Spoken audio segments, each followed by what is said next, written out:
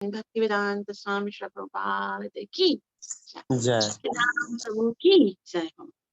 श्रीमद् भागवतम चौथा सिकंद तीसरा अध्याय श्लोक नंबर 22 से आज हम पढ़ेंगे। इस आध्यात्मिक जगत में प्रवेश करने से पहले गुरु और गौरंग से कृपा की याचना करते हुए मंगलाचरण करेंगे, ताकि हम जो कुछ अध्ययन करने वाले हैं उसका हमें पूरा पूरा लाभ प्राप्त हो सके, जो कि है कृष्ण प्रेम की प्राप्ति। गुरवे गौरचन्द्राय राधिकाय तदालय कृष्णाय कृष्णभक्ताय तद्भक्ताय नमो नारायणं नमस्कृत्य नरं चैव नरोत्तमं दैवीं सरस्वतीं व्यासं ततो जयमुदीरये। नष्टप्रायेषु अभद्रेषु नित्यं भागवत सेवया भगवती उत्तमश्लोके भक्तिरभवति नैष्टिकी। पञ्चतत्त्वात्मकं कृष्णं भक्तरूपस्वरूपकम् भक्तावतारभक्ताख्यं नमामि भक्तशक्तिकम्। जय श्री कृष्ण चैतन्य प्रभु नित्यानंदा श्री अद्वैत गदाधर श्रीवासदि गौर भक्तवृंद। हरे कृष्णा कृष्ण कृष्ण हरे हरे, हरे राम राम राम हरे। ग्रंथराज श्रीमद् भागवतम महापुराण की जय। जय। सिकंद अध्याय 3, जिसका शीर्षक है श्री शिव तथा सती का संवाद। तो दूसरे अध्याय में हमने पढ़ा कि दक्ष प्रजापति ने शिव जी का बहुत अपमान किया, लेकिन शिव जी ने उसका कोई प्रतिकार नहीं किया। नंदी जी ने श्राप दिया दक्ष प्रजापति और उनके अनुयायियों को और सारे ब्राह्मणों को, और ब्राह्मण भृगु ऋषि ने नंदी जी को और शिव गणों को श्राप दिया। शिव जी ये सब देखकर चुपचाप वहां से चले गए। शिव जी ने कोई प्रतिकार तो नहीं किया, लेकिन दक्ष प्रजापति का अंदर का द्वेष अभी तक खत्म नहीं हुआ और उन्होंने शिव जी को हताश करने के लिए, उनको दुखी करने के लिए वाजपेयी यज्ञ किया। उसमें भी उन्हें आमंत्रित नहीं किया। और उसके बाद उन्होंने बृहस्पति सव यज्ञ किया, जिसमें सारे देवी देवताओं को, ऋषि मुनियों को उन्होंने आमंत्रित किया। और जब सब देवी देवता, सब देवियां इतने सुंदर सुंदर वस्त्र पहनकर कैलाश से गुजर रहे थे, तो उन्हें सती ने देख लिया और सती के हृदय में बहुत इच्छा हुई ये जानने की कहाँ जा रहे हैं। जब उन्हें पता चला कि मेरे पिताजी दक्ष प्रजापति के घर में यज्ञ है, तो उनकी भी हृदय से इच्छा हुई कि मुझे भी जाना है। शिव जी से उन्होंने कहा कि पिताजी के घर में यज्ञ है, तो आप मुझे भी लेके चलो, मैं भी जाना चाहती हूँ। मेरी बहनें आएंगी, मौसी आएंगी, सारे संबंधी आएंगे। बहुत समय हो गया नहीं मिली मैं उनसे, मेरी बहुत इच्छा है, सब जा रहे हैं तो मैं भी जाना चाहती हूँ। और अगर आप कहो कि बिन बुलाए कैसे जाए, हम बुलाया ही नहीं है, तो पिता का घर है ना, क्या फर्क पड़ता है। पिता ने बुलाया नहीं हो तो भी पुत्री का तो अधिकार है, अपना घर है, जा सकते हैं। तो हम लोग चलते हैं ना, आप मुझे लेके चलो। तो इतना सुनने के बाद बहुत विनय के साथ, अनुग्रह के साथ सती ने अपने पति से कहा, मेरी बहुत इच्छा है जाने की। लेकिन शिव जी ने कहा कि देखो, तुम सही कह रही हो कि अपने पिता के घर में, पति के घर में, गुरु के घर में बिन बुलाए जा सकते हैं, लेकिन तब जा सकते हैं जब वहां द्वेष नहीं हो। यदि वो भूल गए हो बुलाना तो हमें बेशक जाना चाहिए, लेकिन यदि द्वेष के कारण जानबूझ के उन्होंने हमें नहीं बुलाया है, हमारा अपमान करने के लिए ही वो प्रोग्राम किया जा रहा है, तो फिर उसमें हमें नहीं जाना चाहिए। और तुमको यदि लगता है कि क्या फ़र्क पड़ता है अगर पिताजी ने कुछ बोल भी दिया उल्टा-सीधा तो? लेकिन ऐसा नहीं है। जो मित्र होते हैं ना, वो अगर कटु वचन बोलते हैं ना, तो शत्रु का जो घाव होता है, शत्रु भले कितना ही अ, तीव्रता से तलवार का घाव करे ना, वो भर जाएगा।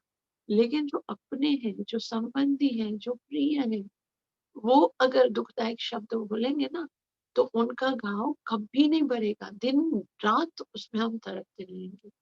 तो मैं तो अ, श शिव जी कहते हैं कि मैं तो किसी के लिए अपशब्द सोचता नहीं हूँ, किसी के लिए द्वेष करता नहीं हूँ।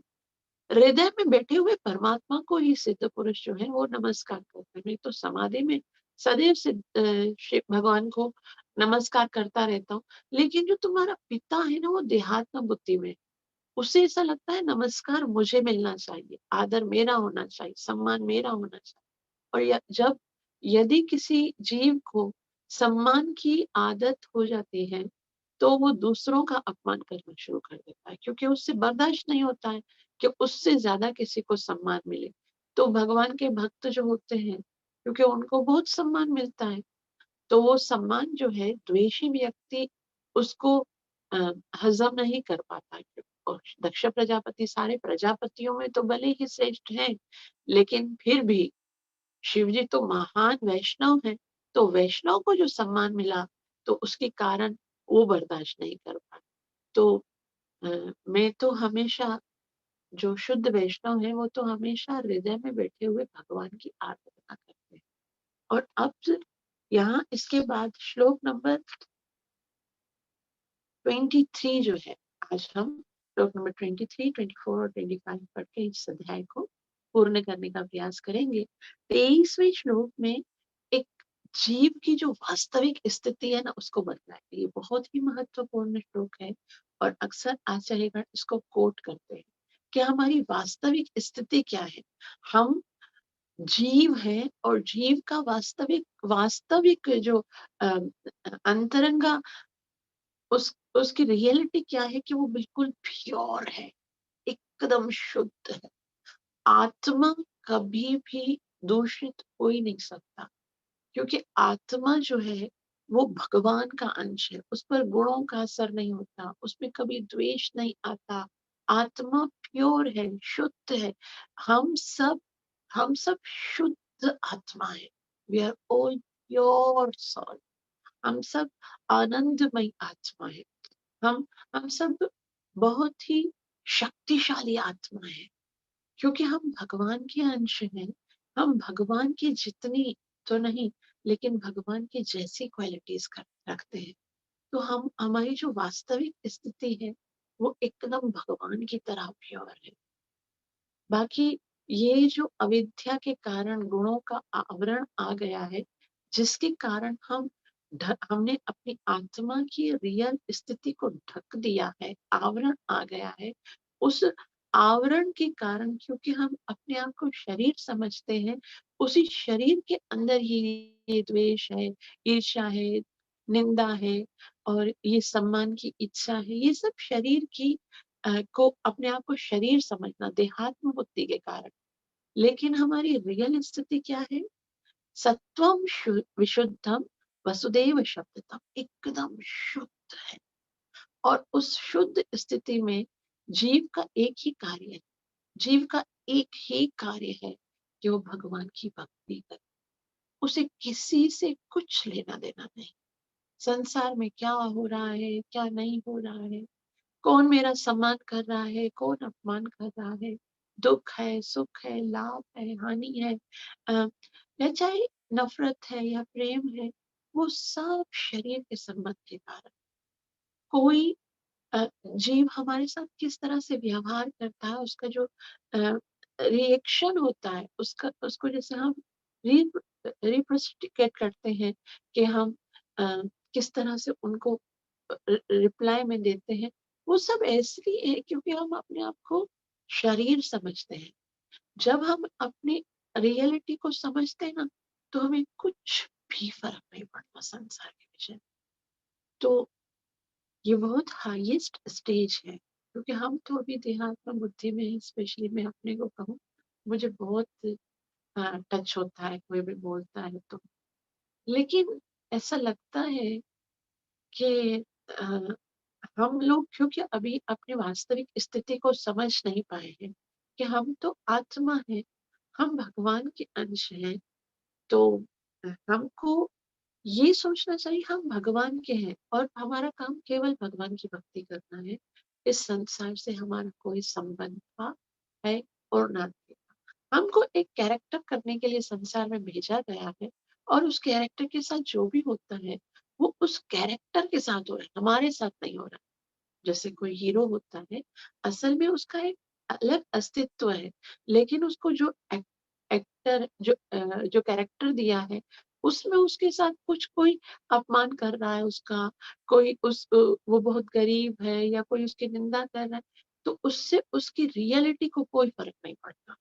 वो तो अपनी रियलिटी में एक अलग इंडिविजुअल पर्सन है। उसी तरह से हम जो है, असल में इंडिविजुअल आत्मा है। और हमारा एक ही कार्य है, जीवे स्वरूप है कृष्ण नित्य दास। हमको भगवान की भक्ति के अतिरिक्त और कोई बिजनेस नहीं करना। अपने रियल स्थिति में हमारा एक ही काम है, भगवान को हम कैसे प्रसन्न करें। और हमारी गलती क्या है? निज इंद्रिय तृप्ति वांछा। हम अपने आप को आनंदित करने का प्रयास करते हैं। दुखी इसीलिए होते हैं ना कि हम अपने आप को आनंदित करने का प्रयास करते हैं। अगर हम केवल भगवान को आनंदित करने का प्रयास करें और उसमें असफल भी हो ना, तो भी हम दुखी नहीं होंगे। क्यों नहीं होंगे? क्योंकि अंदर से एक उत्साह होगा कि मैंने भगवान के लिए किया। फिर दुःख नहीं होता है, फिर ये लगता है कि इसमें भी उसकी इच्छा है। क्योंकि जब आगे बढ़ता है, तो उसकी सबसे पहली जो अ, ज़िम्मेवारी है वो ये देखना है कि जो कुछ भी हो रहा है, चाहे वो अच्छा है, चाहे वो खराब है, वो सब भगवान की ही इच्छा से हो रहा है। सब कुछ समर्पित का मतलब क्या है? सरेंडर का मतलब क्या है? कि आपको ये सोचने की आवश्यकता नहीं है कि ऐसा होना है, ऐसा नहीं होना चाहिए, ये होना चाहिए। आपको खाली अपनी सेवा करनी है। और अगर अगर आप अच्छे से सेवा कर रहे हो, तो उसका रिज़ल्ट क्या निकलता है, ये भी नहीं देखना है कि मैंने तो कितनी अच्छी सेवा की, उसके बदले में मुझे ऐसा मिला, नहीं। सेवक का धर्म खाली सेवा करना है और उसकी बदले में जो उसका मालिक है, वो उसे किस तरह से उसका रिज़ल्ट देता है, वो देखिए, वो आध्यात्मिक जगत की बात है। इस भौतिक जगत में तो ज़ाहिर है, जितने भी सेवक हैं वो चाहेंगे कि हम अगर अच्छी सेवा करते हैं तो हमें एप्रिशिएट किया जाए। आध्यात्मिक जगत में एप्रिशिएट होने के लिए सेवा नहीं की जाती है। सेवा से ही सुख होता है। सेवा से सुख का अनुभव होता है। सेवा की बदले में कुछ प्राप्त करने की इच्छा नहीं होती है। तो ये हमारी वास्तविक स्थिति है। बहुत सुंदर श्रील प्रभुपाद जी ने परपट भी दिया है इस पर। हम श्लोक नंबर 23 पढ़ेंगे। सत्वं विशुद्धं वसुदेव शब्दितं यदीयते तत्र पुमानपावृतम् सत्त्वे च तस्मिन् भगवान् वासुदेवो यदोक्षजो मे मनसा विधीयते। सत्वं विशुद्धं वसुदेव शब्दितं यदीयते तत्र पुमानपावृतः सत्त्वे च तस्मिन् भगवान् वासुदेवो यदोक्षजो मे मनसा विधीयते। सत्त्वं विशुद्धं वसुदेव शब्दितं यदीयते तत्र पुमानपावृतः सत्त्वे च तस्मिन् भगवान् वासुदेवो यदोक्षजो मे मनसा विधीयते। सत्वं विशुद्धं वसुदेव शब्दितम। सत्व यानी जो चेतना है हमारी, जो विशुद्धम विशुद्ध चेतना है, वो कैसी है? वसुदेव शब्दितम, वो वसुदेव चेतना है। यानी वास्तविक स्थिति जो है वो वसुदेव स्थिति है, यानी पूर्ण शुद्ध स्थिति है। कृष्ण चेतना जो है वो ही वास्तविक स्थिति है। और यदीयते तत्र पुमान भावृतम, यदि ईयते वो प्रकट होता है, तत्र वहां पर पुमानम आवृता, पुमान मतलब वो परम पुरुष, अपावृत यानी किसी आवरण के बिना, वो स्थिति जो वसुदेव स्थिति है उसमें भगवान का साक्षात्कार होता है। उसमें जीव जो है वो भगवान का साक्षात्कार करता है। यदि यदि तत्र पुमान पावृतम, कोई रास्ते बीच में कोई रुकावट नहीं है, कोई पर्दा नहीं है। जीव अपनी रियल शुद्ध चेतना में भगवान का साक्षात्कार करता है। सत्वे च तस्मिन् भगवान वासुदेव, सत्वे यानी उस चेतना में, तस्मिन् यानी उसमें, भगवान वासुदेव, वो भगवान वासुदेव को समर्पित हो जाता है। और अदोक्षजो में नमसा विधीय, ये नमसा है, शायद मैंने मनसा बोला होगा।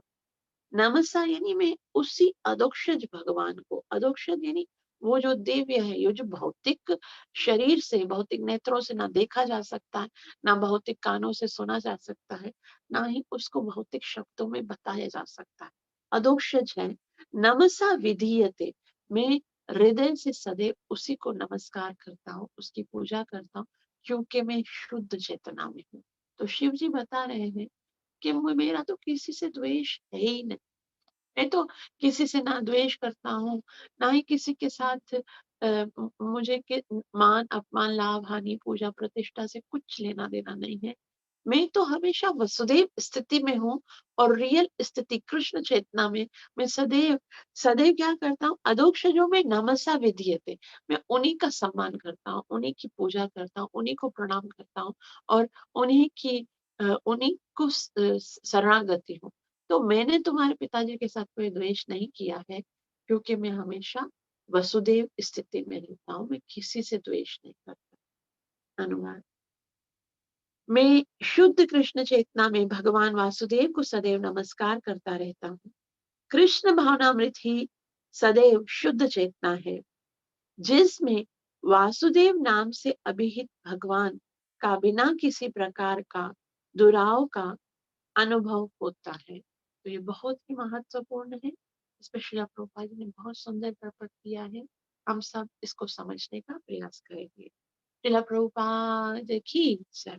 श्रील प्रभुपाद जी कहते हैं जीव आत्मा स्वाभाविक रूप से शुद्ध है, प्योर, और असंगो ह्यम पुरुषो, वेदों में कहा गया है कि आत्मा सदैव शुद्ध है और भौतिक आसक्ति से अदूषित रहता है। कोई भौतिक जो ये विकार है आत्मा को स्पर्श नहीं कर सकते। आत्मा के साथ देह की पहचान करना अज्ञान के कारण, हम अपने आप को शरीर समझते हैं, ये बहुत बड़ा अज्ञान है। जो ही कोई पूरी तरह से कृष्ण भावना भावित हो जाता है, तो यह समझना चाहिए कि वह शुद्ध मूल स्वाभाविक स्थिति को प्राप्त हो गया है। यह स्थिति शुद्ध सत्व कहलाती है। जब हम कृष्ण चेतना, कृष्ण कॉन्शियसनेस में आ जाते हैं, तो वो हमारी शुद्ध वास्तविक स्थिति है, स्वाभाविक स्थिति है, शुद्ध सत्व। जैसे सत्वम विशुद्धम वसुदेव शब्द, कि हम भगवान के हैं, हमें भगवान की सेवा करनी है, हमें खुशी इसी से मिलेगी, हम आनंदित इसी से होंगे कि हम भगवान को प्रसन्न कर सके। तो यह स्थिति शुद्ध सत्व कहलाती है, चूंकि यह शुद्ध सत्व स्थिति अंतरंगा शक्ति के प्रत्यक्ष वश में, ये शुद्ध स्थिति जो है वो आह्लादनीय शक्ति जो भगवान की अंतरंग शक्ति है उसके वश में है। अतः इस स्थिति में सारे सांसारिक कार्य रुक जाते हैं। तो उस स्थिति में जीव संसार में रहते हुए भी संसार से विलप होता है। जिस तरह से कमल का फूल होता है ना, जल में रहते हुए भी जल को स्पर्श नहीं करता, उसी तरह से जब जीव कृष्ण कॉन्शियसनेस में आ जाता है, तो संसार में रहते हुए भी संसार की किसी भी वस्तु से उसका कोई लेना देना नहीं होता है। जैसे यहाँ पर सांसारिक कार्य रुक जाते हैं, मतलब ऐसा नहीं है कि वो अपने कार्य रोक रोक देता है, लेकिन उसमें वो लिप्त नहीं रहता, उस कार्य से उसको कुछ लेना देना नहीं होता। वो बस अपनी ड्यूटी करता है। और यहाँ पर श्रील प्रभुपाद जी बहुत ही सुंदर उदाहरण देते हैं कि ये किस तरह से होता है। उदाहरणार्थ, जब लोहे को अग्नि में रखा जाता है तो वह गर्म होता है, और जब लाल हो जाता है तो यह लोहा होकर भी अग्नि के समान कार्य करता है ना। लोहा है, लेकिन अग्नि के अंदर इतना तपाया गया है, इतना तपाया गया है कि लाल हो गया। अब आप उसको स्पर्श करोगे तो वो लोहे का नहीं, अग्नि का काम करेगा, है ना। फिर वो जलाने का कार्य करेगा। और दूसरा एक बहुत सुंदर उदाहरण होता है, जैसे हम देखते हैं जो हमारे इलेक्ट्रिसिटी की वायर होती है वो तांबे की होती है ना। लेकिन उसके अंदर होती बिजली है, वो तांबे का काम नहीं करती, बिजली का काम करती है। उसको पकड़ के रखेंगे तो करंट लगेगा। उसी तरह श्रील प्रभुपाद जी ये वाला उदाहरण देते हुए कहते हैं, इसी प्रकार जब तांबे में से बिजली प्रवाहित होती है तो वह तांबे की भांति कार्य अ, नहीं करती, वह बिजली की भांति कर्म करना शुरू करती है। Shrimad Bhagavad Gita chapter number 14 verse number 26 में पुष्टि हुई है कि जो भगवान की अविशुद्ध भक्ति करता है तो वह तुरंत ही शुद्ध ब्रह्म पद को प्राप्त होता है। मांचयो व्यभिचारेण भक्ति योगेन सेवते सगुणान् स अतीतैतान् ब्रह्म भूयाय कल्पते। जो अव्यभिचारिणी भक्ति करता है, इस भक्ति के अंदर कोई व्यभिचार नहीं होता, कोई द्वेष नहीं होता, पूर्ण शुद्ध रूप से जो कृष्ण की भक्ति करता है, सगुणाम समतीत है, वो तो इस भौतिक जगत के सारे गुणों से अतीत हो जाता है। ब्रह्म भूयाय कल्पते, ब्रह्म स्थिति को, शुद्ध स्थिति को और शुद्ध सत्व स्थिति को प्राप्त होता है। वो तीनों गुणों से बिल्कुल इसी तरह से निर्लिप्त हो जाता है, जिस तरह से अ, कंवल जो है वो कीचड़ में रहते हुए भी कीचड़ के अंदर कभी भी लिप्त नहीं होता। फिर आगे कहते हैं, अतः जैसा कि इस श्लोक में कहा गया है कि शुद्ध सत्व दिव्य पद है, जो अ, पारिभाषिक रूप में वसुदेव कहलाता है। वसुदेव एक पुरुष का भी नाम है, जिससे प्रकट कृष्ण प्रकट हुए हैं। यह श्लोक बताता है कि शुद्ध स्थिति वसुदेव स्थिति कहलाती है, क्योंकि उस स्थिति में भगवान वासुदेव बिना किसी दुराव के अनुभव किए जाते हैं। अतः अमिश्रित भक्ति करने के लिए सकाम कर्म या मानसिक कल्पना द्वारा किसी प्रकार के भौतिक लाभ की इच्छा किए बिना भक्ति के नियमों का पालन करना चाहिए। तो ये वासुदेव, यहाँ पर श्री प्रभुपाद जी बता रहे हैं, वसुदेव तो भगवान श्री कृष्ण के पिता का भी नाम है, लेकिन ये पिता यहाँ पर जो बताया गया है, सत्वम विशुद्धम वसुदेव शब्दितम, ये होता है तस्मिन भगवान वासुदेव। तो उस वसुदेव स्थिति की बात हो रही है कि वसुदेव स्थिति इतनी शुद्ध होती है कि उसमें जो है शुद्ध स्थिति वसुदेव कहलाती, उसमें स्थित भगवान वासुदेव बिना किसी दुराव के, भगवान के साथ जो हमारे बीच में जो भी दुराव है, जो रुकावटें हैं, जो कलमश है, जो विकार है, वो सब खत्म हो जाते हैं। वो भगवान रियल में अनुभव होते हैं। उनको हम भगवान को हम आदान प्रदान कर सकते हैं प्रेम का। और अतः अमिश्रित भक्ति करने के लिए सकाम कर्म या मानसिक कल्पना द्वारा किसी प्रकार के भौतिक लाभ की इच्छा किए बिना भक्ति के नियमों, कोई लाभ की इच्छा नहीं है, कोई अ, हृदय के अंदर एक ही इच्छा है कि मुझे सेवा करनी है। तो ये स्थिति में जीव जो है वो बिल्कुल शुद्ध और बहुत ही पवित्र होता है, इसलिए उसको शुद्ध स्थिति कहा जाता है। देख सकते हैं। हरे कृष्ण, राम राम। श्री प्रभुपाद जी कहते हैं, शुद्ध भक्ति में मनुष्य अकारण तथा बिना किसी रुकावट के अपना कर्तव्य मानकर भगवान की मात्र सेवा करे। कोई कारण नहीं है, कोई लाभ की इच्छा नहीं है, कोई भी अकारण और तथा बिना किसी रुकावट के, ऐसे जैसे बताते हैं, अन्य अभिलाषिता शून्यम ज्ञान कर्माध्यनावतम अनुकूलेन कृष्णानुशीलनम भक्तिरुत्तमा। बस कृष्ण की खुशी के लिए वो कृष्ण की सेवा करता है। यही शुद्ध सत्व या वासुदेव कहलाता है क्योंकि इस अवस्था में भक्त के हृदय में परम पुरुष भगवान का उदय होता है। श्री जीव गोस्वामी ने अपने भगवत संदर्भ में इस वसुदेव स्थित अथवा वासुदेव अथवा शुद्ध सत्व का अत्यंत मनोहारी वर्णन किया है। तो जीव गोस्वामी भी अपने अपने शास्त्र में भागवत संदर्भ में बताते हैं कि गुरु के नाम के आगे अष्टोत्तर शत, हम ऐसे बोलते हैं, अ, नमो विष्णुपाद परमहंस परिव्राजकाचार्य अष्टोत्तर शत श्री श्री श्री, ऐसे बोलते हैं। अष्टोत्तर शत यानी 108 जोड़ दिया जाता है, जो यह सूचित करता है कि वह शुद्ध सत्व या वसुदेव की दिव्य स्थिति में है, कि वो ऊपर ये भौतिक जितने भी कल्मश हैं उनसे ऊपर उठ चुके हैं। अ, अष्टोत्तर शत श्री श्रीमद ऐसे बोलते हैं ना। तो दिव्य स्थिति में वासुदेव शब्द का प्रयोग अन्य प्रकार से भी होता है। उदाहरण 8, वासुदेव का अर्थ सर्वव्यापी भी है। अब यहाँ पर जो वासुदेव बताया गया है ना, उसके अलग अलग मतलब, ठीक है। ये तो वासुदेव स्थिति है। स्थिति क्या है? जिसमें जीव बगैर किसी रुकावट के, बगैर किसी इच्छा के भगवान की सेवा करता है, तो वो जो है वो स्थिति है। लेकिन फिर भी वसुदेव जो है उसके अलग अलग मतलब है। तो एक वासुदेव का मतलब क्या है? सर्वव्यापी, जो पूरे संसार में व्याप्त होता है।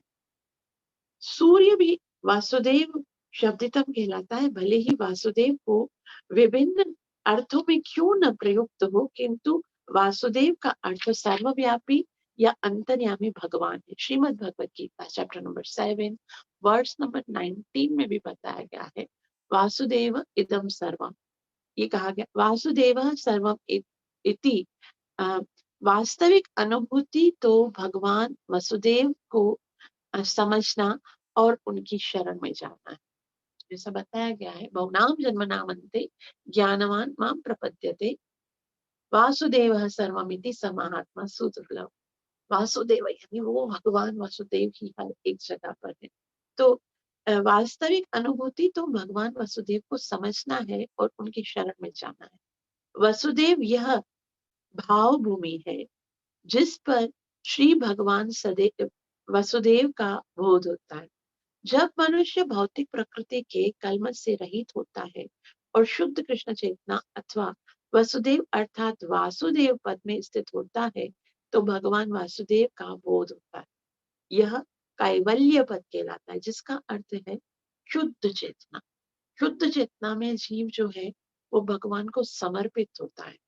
श्री भगवान वासुदेव का बोध होता है उसको, और मनुष्य भौतिक प्रकृति के कल्मश से बिल्कुल रहित हो जाता है। शुद्ध चेतना वासुदेव स्थिति में जीव जो है वो भगवान को शरणागत हो जाता है, भगवान की सेवा करना स्वीकार करता है, तो भगवान वासुदेव का बोध होता है।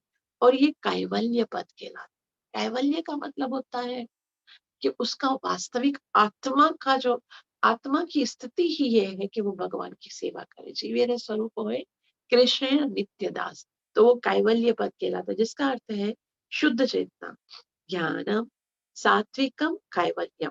जब मनुष्य शुद्ध दिव्य ज्ञान को प्राप्त होता है तो वह कैवल्य पद पर स्थित हो जाता है। अतः वसुदेव का अर्थ कैवल्य भी होता है। कैवल्य का मतलब होता है कि वो अपने सारे आवरणों को, अपने सारे दूषित प्रकृति को छोड़कर आगे निकल गया और केवल आत्मा की स्थिति के अंदर कार्य कर रहा है। अब उसको भौतिक जगत के किसी भी वस्तु से कुछ लेना देना नहीं।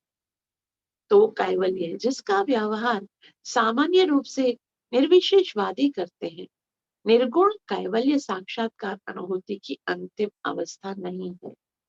तो यहाँ श्री प्रभुपाद जी बोलते हैं निर्गुण स्थिति, कि वो भगवान में लीन हो जाना या भगवान को ज्योति समझना, ये अंतिम अवस्था नहीं है। कृष्ण चेतना कैवल्य में जब कोई भगवान को समझ लेता है तो वह सफल हो जाता है। जब भगवान की स्थिति को समझे कि भगवान एक पुरुष है, वो प्यार का आदान प्रदान करते हैं, उनका स्वरूप है, वो साकार है, उनका साक्षात रूप भी है। तो कृष्ण का यहाँ पर वह तो वह सफल हो जाता है। उस शुद्ध अवस्था में श्रवणम कीर्तनम स्मरण इत्यादि के द्वारा कृष्ण विज्ञान की का विकास होता है और उससे मनुष्य भगवान को समझ सकता है। ये सारे कार्य परमेश्वर की अंतरंगा शक्ति के निर्देश में होते हैं। और जब जीव भगवान को समझने लगता है, उसके विषय में श्रवण करता है, भगवान के नाम का कीर्तन करता है, उनको स्मरण करता है, उनको समर्पण, तो ये सारे कार्य किसकी उपस्थिति में होते हैं? भगवान की अंतरंगा शक्ति की उपस्थिति में होते हैं। और इस श्लोक में अंतरंगा शक्ति के कार्य का वर्णन भी अपावृत्त अर्थात किसी आवरण से रहित रूप में किया गया है। अपावृत्त, उसके अंदर कोई भी आवरण नहीं है, कोई भी बीच में कोई रुकावट नहीं है, डायरेक्ट से भगवान की सेवा। क्योंकि भगवान, उनका नाम, रूप, गुण, सामग्री इत्यादि दिव्य होने के कारण भौतिक प्रकृति से परे हैं, अतः भौतिक इंद्रियों के द्वारा इनमें से किसी एक को भी समझ पाना संभव नहीं है। जब इंद्रियां शुद्ध भक्ति करने से पवित्र हो जाती हैं, ऋषिकेश सेवनम भक्तिरुत्तम, तो शुद्ध इंद्रियां कृष्ण को बिना आवरण के देख सकते हैं। तो यहाँ पर साफ साफ बताया गया है कि अतः श्री कृष्ण नामादि न भवे ग्राह्यमेन्द्रिय सेवान्मुखे ही जीवादो स्वयमेव सुफूर्त्यदा। भगवान को समझने के लिए हमारे पास कोई शक्ति नहीं, ना बुद्धि के द्वारा समझ सकते हैं, ना नेत्रों से देखकर समझ सकते हैं, ना श्रवण करके। ये जो शरीर है ना, वो इस योग्य है ही नहीं कि इसके द्वारा भगवान को समझा जा सके। लेकिन फिर भी भगवान को समझना अनिवार्य है, तो कैसे करेंगे? सेवान्मुखे ही जीवादो, जब समर्पित कर देंगे, सेवा करेंगे, नाम उच्चारण करेंगे, कृष्ण को खिलाया हुआ भोजन ग्रहण करेंगे, जब हम कृष्ण को समर्पित होकर उनकी सेवा करेंगे, तो स्वयमेव सुफूर्त्यदा, उसको हम नहीं समझ सकते। जैसे एक पिता होता है, वो बहुत बड़ा होता है, उसकी हाइट बड़ी होती है, छोटा सा बच्चा 1 साल का, वो पिता के कंधे पर किसी भी मेहनत से वो नहीं पहुंच सकता। पिता को नीचे झुकना पड़ेगा। जब वो पिता देखेगा कि मेरा बच्चा मुझे प्राप्त करने के लिए, मेरी गोद में बैठने के लिए वो कितना उत्सुक है, वो कितना तीव्रता से कार्य कर रहा है, तब वो पिता जो है वो खुद नीचे आएगा। और जब वो स्वयं नीचे आता है, तब ही उस पिता के कंधे पर वो बच्चा बैठ सकता है। तो ऋषिकेश सेवनम भक्तिरुत्तम, जब इंद्रियों के द्वारा उस ऋषिकेश की सेवा की जाती है, तो जीव अ, तो शुद्ध इंद्रिया कृष्ण को बिना किसी आवरण के देख सकती है। जब कोई यह प्रश्न करे कि चूंकि भक्त के वस्तुतः वही भौतिक देह होता है, तो वही भौतिक नेत्र किस प्रकार से भक्ति से पवित्र हो सकते? कुछ भी हो, भक्त के पास भी नेत्र तो वही होते हैं। फिर जब इस भौतिक नेत्रों से भगवान को देखा नहीं जा सकता, तो फिर वो कैसे देखता है? मतलब ऐसा तो नहीं हो कि उसकी दिव्य दृष्टि आ जाती है। भक्त जब भगवान को कैसे समझ लेता है? जब भगवान इन नेत्रों से समझे जा ही नहीं सकते। न भवेत ग्रामी ये इतनी, इंद्रियों के द्वारा नहीं समझ सकते, तो भक्त के क्या कोई दिव्य नेत्र आ जाते हैं? कोई स्पिरिचुअल नेत्र भगवान देते हैं, जैसे अर्जुन को देते हैं, क्या अब मैं आपको दिव्य दृष्टि दे रहा हूँ, तो मेरे रूप को देखो। तो श्रील प्रभुपाद जी कहते हैं भगवान चैतन्य ने जो उदाहरण दिया है वह है कि भक्ति से मन का दर्पण निर्मल हो जाता है। चेतो दर्पण महार्जनम, भक्ति करने से हृदय पवित्र हो जाता है। और इसी प्रकार केवल मन के दर्पण को स्वच्छ कर लेने से भगवान की स्पष्ट अनुभूति हो सकती है। और मन स्पष्ट हो जाता है तो हृदय से भगवान की अनुभूति होती है। प्रेमांजना चरित भक्ति विलोचनेन संतः सदैव हृदयेषु विलोकयामि। संत जो भक्त होते हैं, हृदय के नेत्रों में भक्ति का अंजन लगाकर भगवान को देखते हैं, इन नेत्रों से थोड़ी देखते हैं।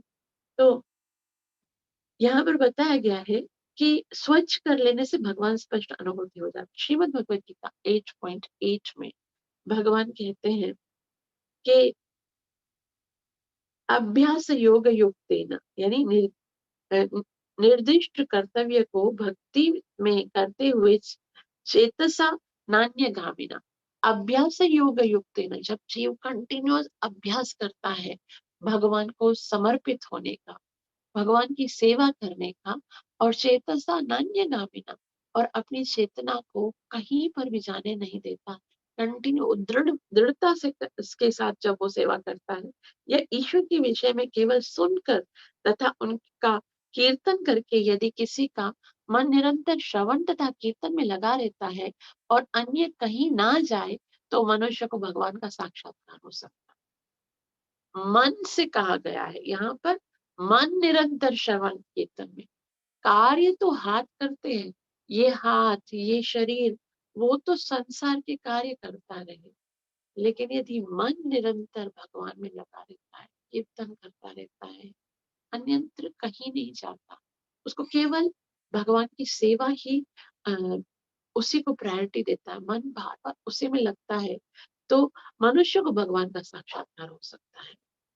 जैसा कि भगवान चैतन्य ने पुष्टि की है, भक्ति योग प्रक्रिया द्वारा श्रवण तथा कीर्तन से प्रारंभ करके मनुष्य अपने मन तथा हृदय को स्वच्छ बना सकता है, और इस तरह वह भगवान के मुख का स्पष्ट दर्शन कर सकता है। तो भक्ति योग प्रक्रिया द्वारा जैसे जैसे हम भक्ति योग में श्रवण और कीर्तन करते रहते हैं, तो फिर क्या होता है, अपने मन तथा हृदय को स्वच्छ बना तो दर्पण मान। हरिनाम संकीर्तनम, भगवान के मुख का स्पष्ट दर्शन होता है। अब यहाँ तक विशुद्ध स्थिति के विषय में श्रील प्रभुपाद जी ने बताया है, और अब शिव जी की जो स्थिति है उसके विषय में बताते हैं कि शिव जी ने बताया कि चूंकि उनके हृदय तथा मन के अंदर परमेश्वर सदैव विद्यमान रहते हैं, अतः उनका हृदय सदैव वासुदेव की भावना से पूरित रहता है, और वे पूर्ण पुरुषोत्तम भगवान को सदैव नमस्कार करते रहते हैं। तो उनका हृदय तो भगवान की भक्ति में लगा रहता है, वो तो सदैव वसुदेव भगवान की भक्ति में लगे रहते हैं, और पूरी तरह से पूर्ण पुरुषोत्तम भगवान को सदैव नमस्कार करते रहते हैं। दूसरे शब्दों में कहा जा सकता है कि शिव सदैव समाधि में रहते हैं, हर वक्त भगवान के अंदर लीन होते हैं। यह समाधि भक्त के वश की बात नहीं है, मतलब ये हम अपनी मर्जी से डायरेक्ट से भगवान में, हम सोचे भाई हम भी अब शिव जी की तरह बस भगवान में समाधि होगा, हमारे बस की बात नहीं है। यह वासुदेव के वश में है, क्योंकि भगवान की समस्त अंतरंगा शक्ति उन्हीं के आदेश से कार्य करती है। तो भगवान जब हमारी सेवा से, हमारे विनम्रता से, हमारी मासूमियत से, हमारी प्योरिटी से प्रसन्न होते हैं, तब हमें ये स्थिति स्वतः प्राप्त, क्या स्थिति प्राप्त होती है, शुद्ध सत्व स्थिति के मन सदैव भगवान में लगा है। ऐसे हम डायरेक्ट से मन को नहीं लगा सकते कि भाई हमारा मन तो लगा हुआ है, नहीं, हमारी इंद्रियां जो है उनके द्वारा, सेवान मुखे ही जीवादो, इंद्रियों के द्वारा पहले सेवा होगी, और सेवा से प्रसन्न होकर भगवान हमारे मन को अपने अंदर लगा देंगे, फिर मन के अंदर कोई अपराध की भावना नहीं आएगी। तो यहाँ श्रील प्रभुपाद जी कहते हैं कि वस्तुतः भौतिक शक्ति भी उन्हीं के आदेश के अंदर कार्य करती है, कि उनकी प्रत्यक्ष इच्छा तो आत्मिक शक्ति द्वारा पूरी होती है। तो ऐसा नहीं है कि भौतिक शक्ति अपनी स्वतंत्र है, लेकिन वो भी भगवान की इच्छा से कार्य करती है, लेकिन वास्तविक उनकी इच्छा क्या है कि जीव जो है वो अंतरंगा शक्ति के अंदर रहकर कार्य करे। तो अतः अपनी अंतरंगा शक्ति से वे स्वयं प्रकट होते हैं। Shrimad Bhagavad Gita chapter number 4 verse number 6 में भगवान के आने के कारण बताए गए। उसमें कहा गया है संभवा आत्म माया, यानी आत्म माया का अर्थ है अंतरंग शक्ति। मैं स्वयं प्रकट होता हूँ। कब प्रकट होता हूँ? यदा यदा ही धर्मस्य ग्लानिर्भवति भारत अभ्युत्थानम् अधर्मस्य तदात्मानं सृजामि परित्राणाय साधूनां विनाशाय च दुष्कृतां धर्म संस्थापनार्थाय संभवामि आत्माय। तो मैं स्वयं आता हूँ धर्म को स्थापित करने के लिए। धर्म क्या है? धर्म ये है कि जीव भगवान से प्यार करे, जीव अपनी स्थिति को समझे, तो भगवान उस धर्म का धर्म को सुरक्षित करने के लिए वापस आते हैं, उस धर्म की रक्षा करने। तो अपने भक्त की दिव्य प्रेमा भक्ति से प्रसन्न होकर वे अपनी इच्छा से, अपनी अंतरंग शक्ति से प्रकट होते हैं। कभी भक्त कभी आदेश नहीं देता कि मेरे भगवान तुम यहाँ आ जाओ, जिससे मैं तुम्हारा दर्शन करूं। कभी कभी ऐसा होता है ना, हे भगवान कभी दर्शन दो। भक्त भगवान को अपना स्वामी मानता है और स्वयं को भगवान का सेवक मानता है। सेवक कभी आदेश देगा क्या कि तुम मुझे दर्शन दो, तुम ऐसा करो? सेवक को पता है क्या धर्म है? सेवक का एक ही धर्म है कि मैं तुम्हें कैसे खुश करूं, मैं तुम्हें खुश करना चाहता हूँ। मुझे ऐसी शक्ति दो कि मैं तुम्हें प्रसन्न कर सकूं। मुझे ऐसा उत्साह दो कि मैं तुम्हारी भक्ति, तुम्हारी कार्य, तुम्हारी सेवा को बहुत ही तीव्रता से करूं। मुझे इतना अ, हृदय के अंदर प्रेम दो कि मैं तुम्हें समर्पित हो सकूं। बाकी तुम उसकी बदले में कुछ भी करो। आश्लेषे वा पादर्थम विनष्टो माम अदर्श। तुम चाहे अपने पैरों के नीचे रोंद कर मेरा हृदय तोड़ दो या मुझे गाढ़ आलिंगन दो, चाहे कैसे भी करो, तुम्हारी मर्जी है। तुमसे कोई डिमांड नहीं है। भक्त कोई डिमांड नहीं करता कि ऐसे करो। भक्त समर्पित होता है। भक्त क्या करता है? भक्त बस ये जो सोचता है कि मैं किसी अपने कार्य से उसको प्रसन्न कर सकूं। तो भक्त को यह पद प्राप्त होता है कि वह ईश्वर को आदेश दे सके कि मेरे सन्मुख आओ या नाचो। ऐसे अनेक तथाकथित भक्त हैं जो ईश्वर को अपने समक्ष नचाते हैं, हुए आने के लिए बुलाते हैं, किंतु ईश्वर किसी के द्वारा आदेशित नहीं होता है। हाँ, यदि वे किसी के शुद्ध भक्तिमय कार्यकलापों से प्रसन्न हो जाता है तो वे स्वतः प्रकट होते हैं। इसीलिए इस श्लोक में अदोषज शब्द अत्यंत सार्थक है, क्योंकि यह सूचित करता है कि हमारी भौतिक इंद्रियों के कार्यों से ईश्वर का साक्षात्कार नहीं होता। तो हम नहीं भगवान को बुला सकते भक्त के अंदर। इसलिए ये क्वालिटी होती है क्योंकि भगवान उससे प्यार करते हैं, तो भगवान उसकी बात मानते हैं। लेकिन क्यों मानते हैं? क्योंकि वो मानना चाहते हैं, क्योंकि वो प्रसन्न है। वो स्वयं आते, स्वयं है, वह सपोर्ट किया। भक्त बुलाते हैं तो भगवान स्वयं चलकर आते, क्योंकि यही तो आदान प्रदान है। भगवान ने कहा मयि ते तेषु चाप्यहम् ये यथा मां प्रपद्यते। तुम जिस तरह से प्रपद्यते करोगे, शरण में आओगे, मैं वैसे ही रस प्रकट रहूंगा, वैसे ही आऊंगा अ, तुम्हारी अ, अ, रक्षा करने के लिए, तुम्हारे साथ प्रेम का आदान प्रदान। कोई अपनी मानसिक कल्पना के प्रयास से भगवान का साक्षात्कार नहीं कर सकता। हम अपनी मर्जी से नहीं कर सकते, किंतु यदि वह ऐसा करना चाहता है तो उसे अपनी इंद्रियों के सारे कार्यों को दमित करना पड़ेगा और तब भगवान आत्मिक शक्ति को प्रकट करते हुए शुद्ध भक्त के समक्ष प्रकट होंगे। तो आध्यात्मिक स्टेज पर आना होगा। भौतिक कार्य, भौतिक इच्छाएं, वासनाएं, जो भौतिक दुर्गुण है, विकार है, उन सबको खत्म करना पड़ेगा। यहाँ शब्द यदि वह ऐसा करना चाहता है तो उसे अपनी इंद्रियों के सारे कार्यों को दमित करना होगा। इंद्रियों के द्वारा कुछ नहीं, इच्छाएं खत्म। और जब ऐसा हो जाएगा तब भगवान आत्मिक शक्ति को प्रकट करते हुए शुद्ध भक्त के समक्ष प्रकट होते हैं। तो जब भगवान शुद्ध भक्त के समक्ष प्रकट होते हैं तो भक्त के लिए उनको सादर नमस्कार करने के अतिरिक्त और कोई अन्य कार्य नहीं रह जाता। तो भगवान आए हैं तो भक्त क्या करेगा? समर्पित हो जाएगा। परम सत्य अपना रूप भक्त को दिखाते हैं, वे रूपहीन नहीं है। अब यहाँ शिला प्रभुपाद जी भगवान के स्वरूप की बात कि अधोक्षज है, वो इन भौतिक नेत्रों से नहीं देखे जा सकते, भौतिक इंद्रियों से नहीं समझे जाते। इसका मतलब ये नहीं कि उनके पास कोई शरीर है ही नहीं, कोई रूप है ही नहीं, वो बस निराकार ज्योति है। शिला प्रभुपाद जी बता रहे हैं कि परम सत्य अपना भक्त को अपना स्वरूप दिखाते हैं। वे रूप ही नहीं है। वासुदेव रूप ही नहीं है, क्योंकि इस श्लोक में कहा गया है कि जो ही भगवान प्रकट होते हैं भक्त उन्हें नमस्कार करता है। अब उसका कोई रूप ही नहीं है तो नमस्कार किसको करेगा? है ना? रूप है तो नमस्कार हो रहा है। तो नमस्कार व्यक्ति को किया जाता है, किसी निराकार वस्तु को नहीं। मनुष्य को यह मायावादी व्याख्या स्वीकार नहीं करनी चाहिए कि वासुदेव निर्विशेष या निराकार है। जैसा कि श्रीमद् भगवत गीता में कहा गया है, प्रपद्यते अर्थात मनुष्य समर्पण करता है।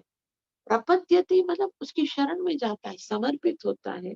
तो समर्पण सदैव व्यक्ति के प्रति किया जाता है, किसी निर्विशेष को नहीं किया जा सकता। जिस तरह से नमस्कार करने के लिए कोई व्यक्ति होना चाहिए, उसी तरह से समर्पण करने के लिए भी कोई व्यक्ति होना चाहिए। प्यार किससे किया जाए? निराकार से कैसे कोई प्यार करेगा? प्यार करने के लिए कोई साकार स्वरूप होना चाहिए। तो यहाँ पर प्रपद्यते का मतलब होता है कि समर्पण हो। तो समर्पण सदैव व्यक्ति के प्रति किया जाता है, किसी निवेश के प्रति नहीं।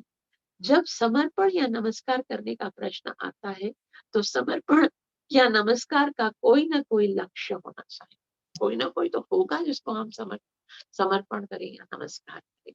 तो यहाँ पर बहुत ही सुंदर विशुद्ध सत्व की स्थिति को इस श्लोक में शिव जी ने पार्वती को बताया है कि ये वह स्थिति है कि जिसमें जीव लीन हो जाता है भगवान की भक्ति में।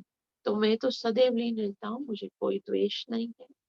मैं सदैव भगवान के साथ ही प्रेम का आदान प्रदान करता रहता हूँ। लेकिन फिर भी तुम्हारे पिताजी जो है, मैं निर्दोष हूँ, फिर भी वो मुझसे द्वेष करते हैं। तो अच्छा है कि तुम मत जाओ। जाओगी तो दुखी होगी, इसलिए तुम मत जाओ। आगे कहते हैं शिव जी, तत्ते निरीक्षो न पेतापि देहकृ दक्षो मम त्वे तदनुव्रताशये यो विश्वसृज्ञाज्ञगाता वरोरुहा अनागसं दुर्वचसा करोत्तिरा तत्ते निरीक्ष न पितापि देहकृ। पिता भी देहकृ। पिता जो है वो बहुत सम्माननीय व्यक्ति होते हैं एक संतान के लिए, क्योंकि देहकृत उन्होंने ये शरीर दिया है। पितृ देवो, माता पिता जो है वो देवताओं से पहले उनका सम्मान करना चाहिए। देवताओं ने तो हमें केवल जीने के लिए यह सुविधाएं प्रदान की है, वो भी भगवान के आदेश से। लेकिन माता पिता ने हमें जो दिया है उसका जो ऋण है वो हम किसी भी जन्म में नहीं चुका सकते।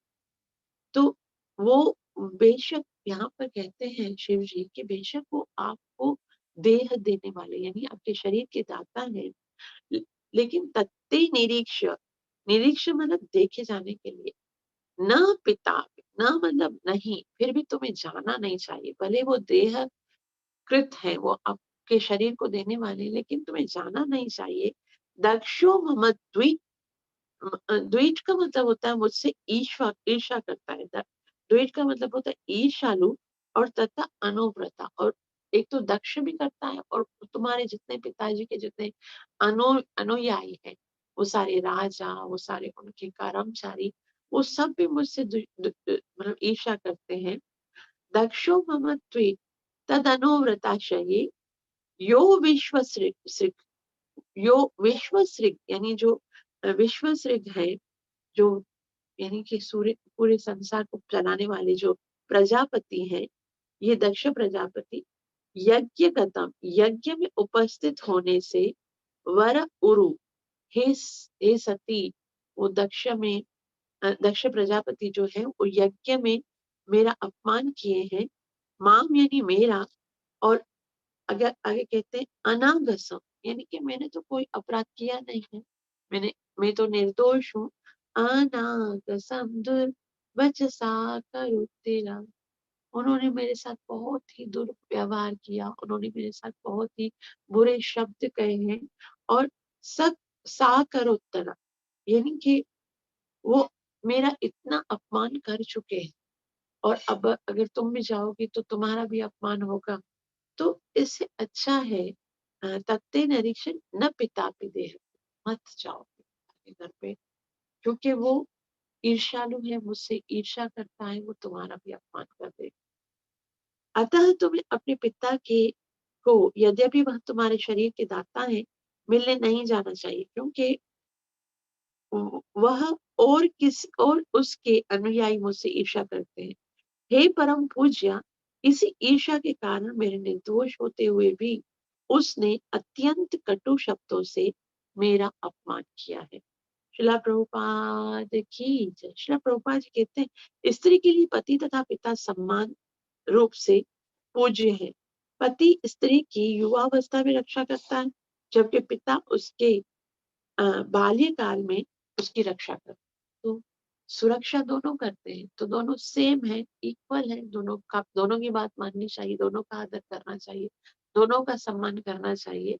इस प्रकार दोनों ही पूज्य हैं, किंतु शरीर को जन्म देने के कारण पिता विशेष रूप से पूज्य होता है, क्योंकि पिता ने तो ये शरीर दिया है, और केवल शरीर ही दिया नहीं है, भगवान का कार्य है सुविधाएं देना, लेकिन भगवान भी ये कार्य पिता के द्वारा करवाते हैं।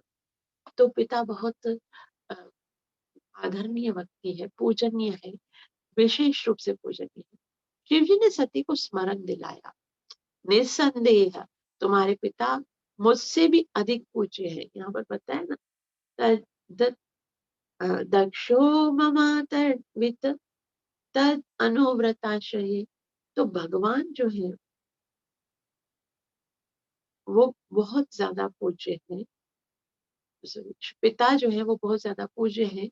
तो भगवान यहाँ पर कहते हैं, क्योंकि अ, यदि भी तुम्हारे शरीर के प्रदान करने वाले हैं, तो जब तुम उन्हें देखने जाओगी तो वे अ, तुम्हारा शरीर ले भी सकते हैं। एक तो उन्होंने शरीर दिया है, वो मार भी सकते हैं अगर तुम जो है वो उनकी आज्ञा का पालन नहीं करोगी, या जैसा वो कहते हैं वैसा तुम यदि आचरण नहीं करोगी, तो शरीर ले भी सकते हैं, और मुझसे संबंधित होने के कारण तुम्हारा अपमान भी कर सकते हैं। किसी स्वजन द्वारा किया गया अपमान मृत्यु से भी निकृष्ट है, विशेष रूप से जब वह अच्छे पद पर स्थित हो। तो अगर कोई व्यक्ति अच्छे पद पर स्थित है और उसके द्वारा हमारा अपमान होता है, भले वो हमारा स्वजन ही क्यों ना हो, वो असहनीय होता है। हमारी इच्छा होती है कि इस अपमान को सहने के बदले में हम भले मर जाए। तो यहाँ श्रीला प्रभुपाद जी बता रहे हैं कि अपमान मृत्यु से भी निकृष्ट है। मृत्यु आ जाती है तो जीव एक समय ही चलकर मर जाता है, लेकिन अपमान का जो घाव है वो उसे जीते जी मारता रहे। अंतिम श्लोक है, यहाँ पर खत्म करेंगे। यदि व्रजस्यति हायमध्वजो भद्रं भवत्या न ततो भविष्यति।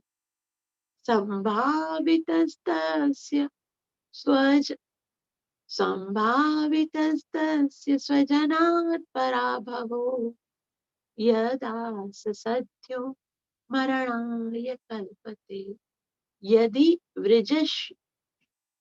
व्रजिष्यस्ति हाय मध्वजो।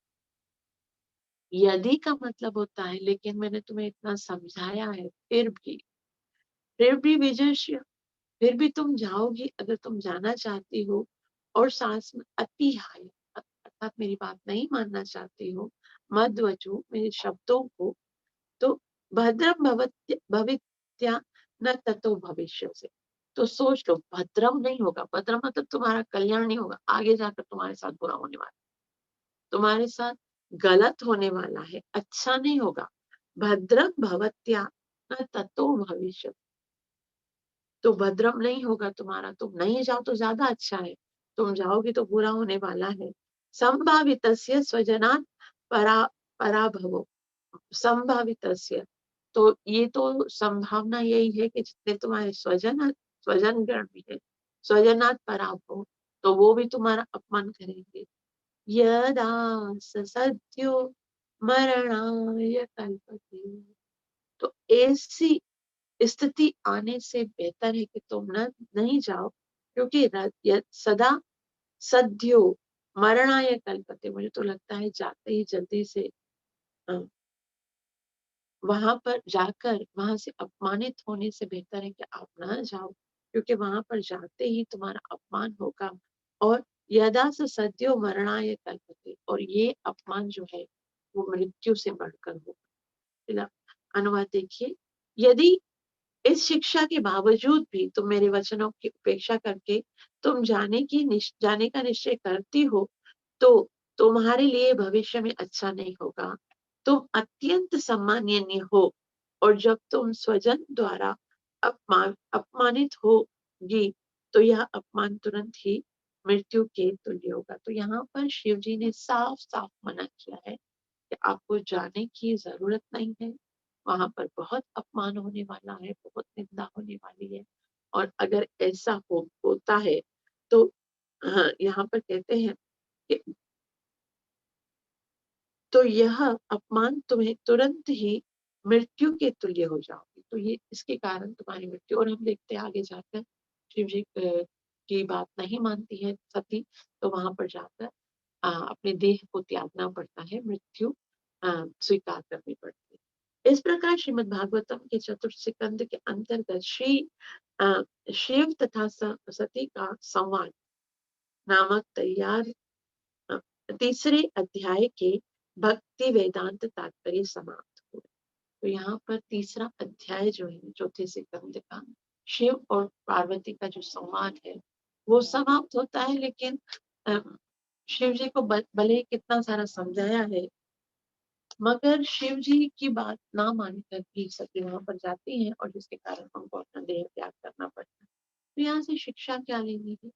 शिक्षा ये लेनी है कि हमें वैष्णव के आदेश का पालन करना चाहिए, और अगर हम नहीं करते हैं तो हमें दुख उठाना पड़ता है, और अगर हम करते हैं तो हम अपनी वास्तविक स्थिति अर्थात शुद्ध चेतना, कृष्ण चेतना को प्राप्त करके भगवान की भक्ति करके आनंदित होकर अपने आप को आनंदित करने का एक तरीका है ऋषिकेश में सेवना भक्ति उत्सव। तो यहाँ तक तीसरा अध्याय जो है वो समाप्त हुआ। आप सबका बहुत बहुत आभार जो इतना प्रेम से श्रवण किया है सदैव, और मुझे आशीर्वाद भी दीजिएगा, मेरी प्रार्थना अवश्य कीजिएगा कि मैं अपनी सेवा और साधना को अच्छे से कर सकूं, नाम भजन अच्छे से। हरे कृष्णा कृष्ण कृष्ण कृष्ण हरे कृष्ण हरे हरे, हरे हरे राम राम राम हरे हरे। राम। श्रीमद् भागवतम महापुराण की जय कली पावन अवतार चैतन्य महाप्रभु की जय श्री हरिनाम प्रभु की जय नित्य लीला प्रवेश में सतनारायण भक्ति वेदांत स्वामी श्री प्रभुपाद की। जय। यदि किसी को कुछ बोलना है, कुछ पूछना है आज के या फिर किसी भी कोई